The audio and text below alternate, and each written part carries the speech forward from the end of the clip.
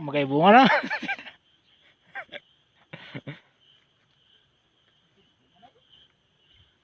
Tinmayaw.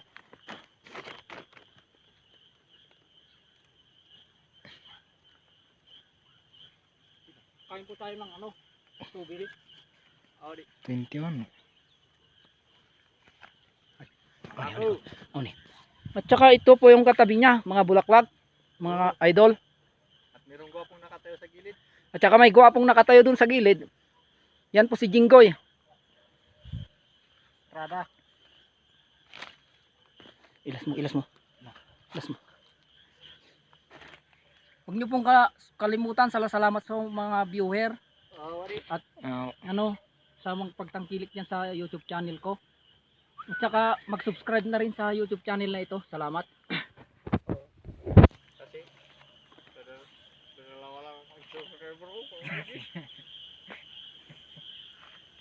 Awan naman kayo.